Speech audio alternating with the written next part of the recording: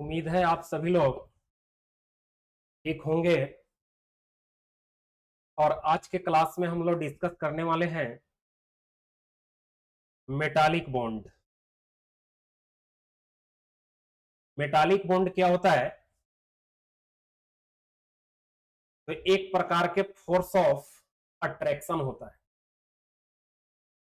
एक प्रकार के आकर्षण बल होता है।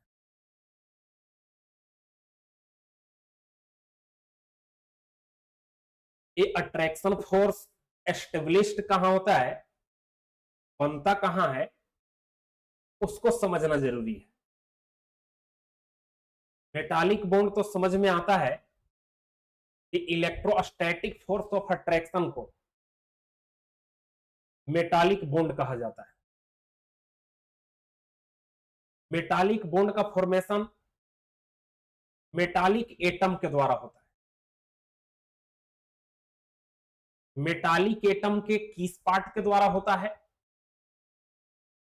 मेटालिक एटम को अगर डिवाइड किया जाए तो उसका दो पार्ट होता है। मेटालिक एटम का साइज जो होता है लार्जर होता है in respect of non metallic atom. तो मेटालिक एटम के दो पार्ट होते हैं, जैसा कि इस डायग्राम में दिख रहा है। एक होता है वैलेंस पार्ट और सेकेंड होता है आपको केर्नेल पार्ट। यानी मेटालिक एटम के दो पार्ट होता है, एक होता है आपको वैलेंस पार्ट और एक होता है आपको केर्नेल पार्ट। वैलेंस पार्ट में केवल वैलेंस इलेक्ट्रॉन प्रेजेंट होता है और केर्नेल पार्ट में न्यूक्लियस होता है और रिमेनिंग इलेक्ट्रॉन होता है। वैलेंस इलेक्ट्रॉन को छोड़ करके जितना इलेक्ट्रॉन बच गया वो आपको केर्नेल पार्ट में ही होता है। यानी इसका मतलब हो गया कि केर्नेल पार्ट में दो सब एटॉमिक पार्टिकल हो गया, एक हो गया इलेक्ट्रॉन और दूसरा हो गया प्रोटॉन। साफ क्लियर है कि प्रोटॉन का नंबर जो होगा वो इलेक्ट्रॉन से ज्यादा होगा केर्नेल पार्ट में। तो प्रोटॉन पर प्रेजेंट चार्ज और इलेक्ट्रॉन पर present charge in kernel part अगर ऐड करेंगे तो एक पॉजिटिव वैल्यू मिलेगा, क्योंकि प्रोटॉन का नंबर ज्यादा है और इलेक्ट्रॉन का नंबर क्या है, कम है। यानी इसका मतलब हो जाता है कि केर्नेल पार्ट पर आपको पॉजिटिव चार्ज रहेगा ड्यू टू प्रोटॉन, प्रोटॉन के कारण। और वैलेंस पार्ट में यानी वैलेंस ऑर्बिट में केवल इलेक्ट्रॉन है, इलेक्ट्रॉन तो नेगेटिवली चार्ज होता है। यानी वैलेंस जो पार्ट होगा उस पर आपको नेगेटिव चार्ज होगा और पॉजिटिव और नेगेटिव चार्ज के बीच में electrostatic force of attraction established होता है। यानी एक अट्रैक्शन फोर्स लगता है। तो मेटालिक एटम का जो दो पार्ट है, इसी दोनों पार्ट के बीच में जो अट्रैक्शन फोर्स लग रहा है, इसी अट्रैक्शन फोर्स को मेटालिक बॉन्ड बोलते हैं। जैसा कि यहां पर देख सकते हैं, मान लेते हैं कि मेरे पास सोडियम मेटल का सोडियम एटम है। सोडियम एटम का इलेक्ट्रॉनिक कॉन्फ़िगरेशन कुछ इस तरह का मिलेगा आपको। 3s1 वैलेंस ऑर्बिट हो जाएगा, यानी वैलेंस पार्ट, और रिमेनिंग पार्ट जो बच गया 1s2 2s2 और 2p6, ये हो गया आपको केर्नेल पार्ट यानी केर्नेल ऑर्बिट। वैलेंस ऑर्बिट में एक इलेक्ट्रॉन है, यानी वैलेंस इलेक्ट्रॉन कितना हो जाएगा, तो एक हो जाएगा। एक इलेक्ट्रॉन पर -1 यूनिट चार्ज होता है, यानी वैलेंस पार्ट पर -1 यूनिट चार्ज डेवलप होगा। और जितना चार्ज डेवलप होगा वैलेंस ऑर्बिट पर यानी वैलेंस पार्ट पर, उतना ही आपको चार्ज डेवलप हो गया क्या, केर्नेल पार्ट पर। ये हो गया वैलेंस पार्ट और ये हो गया आपको क्या, केर्नेल पार्ट। केर्नेल पार्ट पर पॉजिटिव चार्ज डेवलप होगा जितना कि वैलेंस पार्ट पर डेवलप हो रहा है नेगेटिव चार्ज, यानी -1 यूनिट हो गया वैलेंस पार्ट पर, तो केर्नेल पार्ट पर कितना हो जाएगा, तो +1 यूनिट चार्ज हो जाएगा ड्यू टू प्रोटॉन, क्योंकि केर्नेल पार्ट में प्रोटॉन का जो नंबर है इलेक्ट्रॉन से क्या है, ज्यादा है। कितना ज्यादा है, तो 1 ज्यादा है। सोडियम का एटॉमिक नंबर कितना है, 11, तो प्रोटॉन भी 11 होगा और इलेक्ट्रॉन भी 11 होगा। अब 11 में से एक इलेक्ट्रॉन तो चला गया है वैलेंस पार्ट में, तो केर्नेल पार्ट में कितना बचा इलेक्ट्रॉन, तो 10, तो 10 इलेक्ट्रॉन पर -10 यूनिट चार्ज और 11 प्रोटॉन पर +11 यूनिट चार्ज ऐड करेंगे तो कितना मिलेगा, तो +1 यूनिट। इसका मतलब कि साफ क्लियर है कि वैलेंस पार्ट पर जितना निगेटिव चार्ज होता है उतना ही केर्नेल पार्ट पर होता है, लेकिन पॉजिटिव होता है। यही पॉजिटिव चार्ज और निगेटिव चार्ज जो मेटालिक एटम का 2 पार्ट है, इन्हीं 2 पार्ट के बीच में जो अट्रैक्शन फोर्स लगता है, उसी अट्रैक्शन फोर्स को हम लोग क्या बोलते हैं, मेटालिक बॉन्ड बोलते हैं। मेटालिक बॉन्ड का स्ट्रेंथ जो है मेनली 3 फैक्टर पर डिपेंड करता है, यानी factor affecting of strength of metallic bond. ठीक, मेटालिक बॉन्ड का स्ट्रेंथ जो है वो 3 फैक्टर पर आपको डिपेंड करता है। पहला फैक्टर कौन सा है, तो साफ नजर आ रहा है। फर्स्ट फैक्टर कौन सा है, वैलेंस इलेक्ट्रॉन, जैसा कि आपको दिख रहा है, वैलेंस इलेक्ट्रॉन। मेटालिक बॉन्ड का स्ट्रेंथ जो होता है वो डायरेक्टली प्रोपोर्शनल होता है वैलेंस इलेक्ट्रॉन का, यानी जिस मेटालिक एटम में वैलेंस इलेक्ट्रॉन ज्यादा होगा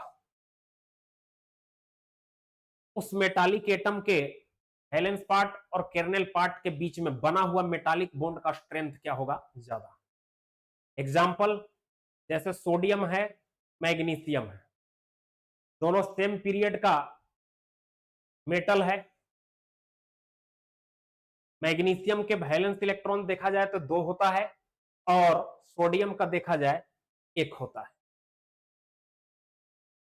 दोनों में नंबर ऑफ सेल देखा जाए तो सेम ही होता है। तो जो आप मेटालिक एटम में कंपैरिजन कर रहे हैं मेटालिक स्ट्रेंथ का, अगर उसमें नंबर ऑफ सेल सेम है तो मेटालिक बॉन्ड का स्ट्रेंथ जो होगा वो वैलेंस इलेक्ट्रॉन का डायरेक्टली प्रोपोर्शनल हो जाएगा, क्योंकि वैलेंस इलेक्ट्रॉन ज्यादा रहेगा तो वैलेंस पार्ट और केर्नेल पार्ट पर चार्ज क्या होगा, अपोजिट चार्ज ज्यादा डेवलप होगा। अब 2 पार्ट पर अपोजिट चार्ज ज्यादा रहेगा तो इलेक्ट्रोस्टैटिक फोर्स ऑफ अट्रैक्शन जो होगा वो ज्यादा लगेगा। अब इलेक्ट्रोस्टैटिक फोर्स ऑफ अट्रैक्शन को ही मेटालिक बॉन्ड कहते हैं, यानी मैग्नीशियम के द्वारा बना हुआ मेटालिक बॉन्ड का स्ट्रेंथ ज्यादा होगा किसके रिस्पेक्ट में, तो सोडियम के रिस्पेक्ट में, क्योंकि वैलेंस इलेक्ट्रॉन इसमें 2 होता है, इसमें 1 होता है और नंबर ऑफ सेल क्या होता है, कांस्टेंट होता है। दोनों में सेल क्या होता है, समान होता है। सेकेंड फैक्टर क्या है, एटॉमिक साइज। मेटालिक बॉन्ड का स्ट्रेंथ जो होता है इनवर्सली प्रोपोर्शनल होता है एटॉमिक साइज का। जैसे यहां पर पोटासियम है, सोडियम है, दोनों सेम ग्रुप का एलिमेंट है, सेम ग्रुप का मेटल है। अब किसके द्वारा यानी किसमें बना हुआ मेटालिक बॉन्ड का स्ट्रेंथ ज्यादा होगा, तो इसमें भी वैलेंस इलेक्ट्रॉन एक ही होगा क्योंकि सेम ग्रुप का एलिमेंट है, फर्स्ट ग्रुप का एलिमेंट है, इसमें भी एक ही इलेक्ट्रॉन होगा। वैलेंस इलेक्ट्रॉन तो सेम है, यानी वैलेंस इलेक्ट्रॉन यहां पर वैरी नहीं कर रहा है। लास्ट लेक्चर में भी बताए थे कि जब भी कंपैरिजन करना हो तो वेरिएबल से रिलेटेड फार्मूला अप्लाई करना चाहिए। यहां पर वैलेंस इलेक्ट्रॉन वैरी कर रहा था तो इसलिए वेरिएबल से रिलेटेड यहां पर फार्मूला अप्लाई कर दिए, यानी वैलेंस इलेक्ट्रॉन से रिलेटेड फार्मूला अप्लाई कर दिए। यहां पर क्या वैरी कर रहा है? Number of cell. सोडियम और पोटासियम में नंबर ऑफ सेल क्या है? अलग अलग है। और जब सेल अलग अलग होता है तो केर्नेल पार्ट और वैलेंस पार्ट के बीच का डिस्टेंस, या बोल सकते हैं कि केर्नेल पार्ट के न्यूक्लियस और वैलेंस पार्ट के इलेक्ट्रॉन के बीच का डिस्टेंस अलग अलग होता है। आपको मालूम है कि डिस्टेंस जहां पर कम होता है अट्रैक्शन फोर्स का वैल्यू क्या होता है? ज्यादा। यानी इसका मतलब हो गया कि जहां पर मेटालिक एटम का साइज, एटॉमिक साइज लिस्ट होगा, वहां पर वैलेंस पार्ट और केर्नेल पार्ट के बीच का डिस्टेंस कम होगा तो अट्रैक्शन फोर्स का वैल्यू क्या होगा? ज्यादा। अब अट्रैक्शन फोर्स का वैल्यू ज्यादा तो बोल सकते हैं कि मेटालिक बॉन्ड का स्ट्रेंथ क्या होगा? ज्यादा है। यानी सोडियम जो होगा वो ज्यादा टफ मेटल होगा किसके रिस्पेक्ट में? तो पोटासियम के रिस्पेक्ट में। यानी इसके द्वारा बना हुआ मेटालिक बॉन्ड का स्ट्रेंथ ज्यादा होगा और पोटासियम के द्वारा बना हुआ मेटालिक बॉन्ड का स्ट्रेंथ कम होगा। ये फार्मूला कब अप्लाई करेंगे? जब नंबर ऑफ सेल क्या होगा? डिफरेंट होगा। ठीक है, यानी दोनों में एन का जो वैल्यू होगा, यानी आउटर मोस्ट ऑर्बिट जो होगा वो डिफरेंट होगा, तो आप फार्मूला अप्लाई कर सकते हैं। यानी एटॉमिक साइज अलग अलग रहने पर मेटालिक बॉन्ड का फार्मूला जो है, मेटालिक बॉन्ड का स्ट्रेंथ का फार्मूला ये अप्लाई करते हैं। एटॉमिक साइज डिफरेंट रहेगा तब। लास्ट फैक्टर क्या है? Stability of subshell. Stability of subshell present in outer most orbit. जैसे क्रोमियम और मैग्नीज है, मैग्नीज के आउटर मोस्ट ऑर्बिट के डी सबसेल में स्टेबल सबसेल होता है, स्टेबल सबसेल होता है, और क्रोमियम के आउटर मोस्ट ऑर्बिट में देखा जाए, ठीक है, तो स्टेबल सबसेल नहीं है, क्योंकि यहां पर 4s में 1 इलेक्ट्रॉन है और डी में कितना है? तो 5 है। तो D5 तो स्टेबल है, लेकिन 4s क्या है? अनस्टेबल है। s कब स्टेबल होता है? जब s में 2 इलेक्ट्रॉन रहता है तब। यहां पर देख रहे हैं कि s में भी 2 इलेक्ट्रॉन है और d में भी कितना है? 5 है। यानी मैग्नीज के आउटर मोस्ट ऑर्बिट में 2 ठो सबसेल है और दोनों के दोनों क्या है? स्टेबल है। और स्टेबल सबसेल के द्वारा बना हुआ जो मेटालिक बॉन्ड होता है वो वीक होता है। यानी इसका मतलब कि बोल सकते हैं कि मेटालिक बॉन्ड का स्ट्रेंथ जो होता है वो इनवर्सली प्रोपोर्शनल होता है किसका? ठीक है, स्टेबल सबसेल का। जितना ही ज्यादा स्टेबल सबसेल होगा आउटर मोस्ट ऑर्बिट में इस मेटालिक एटम के, उसके द्वारा बना हुआ मेटालिक बॉन्ड का स्ट्रेंथ जो होगा वो उतना ही क्या होगा? लिस्ट होगा। यानी इसका मतलब हो गया कि मैग्नीज में ज्यादा होना चाहिए था स्ट्रेंथ वाला मेटालिक बॉन्ड, लेकिन हो गया किस में? तो क्रोमियम में। यानी इसका मतलब हो गया कि क्रोमियम जो होता है वो ज्यादा टफ होता है किसके रिस्पेक्ट में? मैग्नीज के रिस्पेक्ट में, on the basis of metallic bond, strength of metallic bond. यानी इसका मतलब कि 3 फैक्टर पर आपको डिपेंड करता है। फिर से एक बार रिपीट कर दे रहे हैं। पहला फैक्टर कौन सा है? तो पहला फैक्टर है वैलेंस इलेक्ट्रॉन। मेटालिक बॉन्ड जो होता है वैलेंस इलेक्ट्रॉन के डायरेक्टली प्रोपोर्शनल होता है। तो 4 आपके पास मेटालिक एटम दिया हुआ रहेगा, पूछेगा कि किसके द्वारा बना हुआ मेटालिक बॉन्ड का स्ट्रेंथ ज्यादा होगा, तो आप देख लीजिएगा कि किसमें वैलेंस इलेक्ट्रॉन ज्यादा है। जिसमें ज्यादा रहेगा उसी के द्वारा बना हुआ मेटालिक बॉन्ड का स्ट्रेंथ क्या होगा? ज्यादा। सेकंड फैक्टर क्या है? Atomic size. जहां पर एटॉमिक साइज लार्जर देखिएगा वहां पर समझ लीजिएगा कि बना हुआ मेटालिक बॉन्ड का स्ट्रेंथ क्या होगा? कम होगा। ठीक है, लार्जर एटम के द्वारा बना हुआ मेटालिक बॉन्ड का स्ट्रेंथ क्या होता है? लिस्ट होता है। थर्ड फैक्टर क्या है? Stability of subshell. देख लीजिएगा कि आउटर मोस्ट ऑर्बिट अगर सेम है तो किस एटम के आउटर मोस्ट ऑर्बिट में स्टेबल सबसेल है? जिसके आउटर मोस्ट ऑर्बिट में स्टेबल सबसेल होगा उसके द्वारा बना हुआ मेटालिक बॉन्ड क्या होता है? वीक होता है। जैसा कि यहां पर देख रहे हैं, क्रोमियम में ज्यादा मेटालिक बॉन्ड का स्ट्रेंथ होता है और मैग्नीज में क्या होता है? लिस्ट होता है। इसको बोलते हैं हम लोग मेटालिक बॉन्ड। मेटालिक बॉन्ड क्या होता है? Electrostatic force of attraction. Electrostatic force of attraction कहा किसको जाता है? तो दो अपोजिट चार्ज के बीच में लगने वाले अट्रैक्शन फोर्स को क्या कहते हैं? Electrostatic force of attraction. यहां पे इलेक्ट्रोस्टैटिक फोर्स ऑफ अट्रैक्शन किन दो पार्टिकल के बीच लग रहा है? तो बोल सकते हैं कि मेटालिक एटम के केर्नल पार्ट और वैलेंस पार्ट के बीच में, केर्नल पार्ट और वैलेंस पार्ट के बीच में जो इलेक्ट्रोस्टैटिक फोर्स ऑफ अट्रैक्शन लग रहा है, उसी अट्रैक्शन फोर्स को क्या बोलते हैं हम लोग? मेटालिक बॉन्ड कहते हैं। तो इसको मेटालिक बॉन्ड कहा जा सकता है। ठीक है, उम्मीद है ये टॉपिक आप लोगों को बहुत अच्छा लगा होगा। चैनल को सब्सक्राइब करें, शेयर करें, ज्यादा से ज्यादा लोगों को, ज्यादा से ज्यादा स्टूडेंट को जोड़ने का कोशिश करें। कोशिश कर रहे हैं धीरे धीरे अपने आप को अपग्रेड करने का, इंप्रूव करने का।